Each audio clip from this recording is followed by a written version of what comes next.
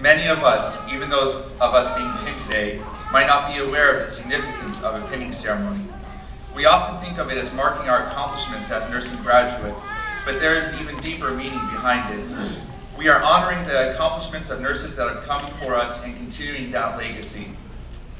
To many, Florence Nightingale is a figure that represents the transformation of the field of nursing from an occupation of little skill and even less repute to an honorable profession of knowledgeable skill and dedication.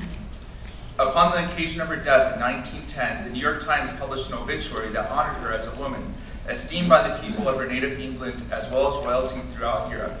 The obituary concluded with the following claim: "Perhaps the greatest good that has resulted from her noble life has been the setting in motion of a force which has led thousands of women to devote themselves to a systematic care of the sick and wounded." Yes, thousands of women, and also men, have shared in the legacy of Miss Nightingale.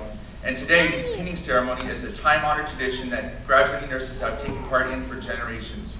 However, we must recognize that the legacy of Miss Nightingale is only a more recent revival of spirit of dedication and compassion that is perhaps as ancient as humanity itself.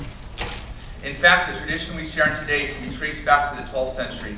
In the time of the Crusades, the Knights of the Order of the Hospital of St. John the Baptist were a group of monks who took a vow of service to the sick and wounded crusaders. Upon taking their vow, they were presented with a red Maltese cross to wear over their armor.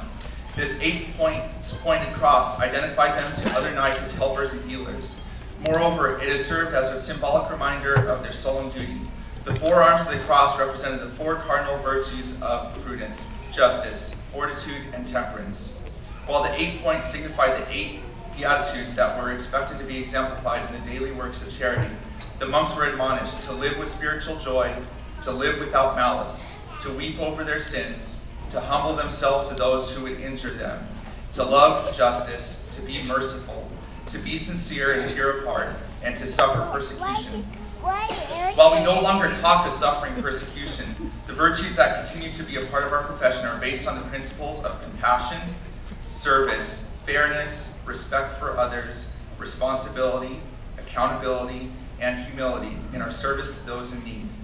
Much as the Knights of the Order of the Hospitals received the Maltese cross as a symbol of their vow, modern nurses receive their pin as a rite of passage that symbolizes the commitment to uphold the values of the nursing profession. According to the research of Dr. Susan Opus of the UCLA School of Nursing, the first pinning ceremony directly related to graduating nurses occurred in the 1860s at the Nightingale School of Nursing at St. Thomas Hospital in London. Florence Nightingale has been awarded the Red Cross of St. George for extraordinary service in the Crimean War. She elected to extend the honor of receiving a medal for excellence to her most outstanding graduates. The Wolverton Royal Hospital School in England is credited with being the first to award a badge to all graduates. In the United States, Bellevue Hospital and Nursing in New York City was the first to award school pins to graduates of the class of 1880. By 1916, pinning was common in schools across the UK and North America. While the pinning tradition links all graduating nurses in a common fellowship, the pins themselves are unique to each school. Our pins have the initials of Samuel Merritt, the beloved doctor for whom Merritt Hospital and School of Nursing were named. These pins distinguish us as heirs to the knowledge, skill, professionalism, and compassion that are exemplified by Samuel Merritt University faculty, staff, and graduates. Thank you.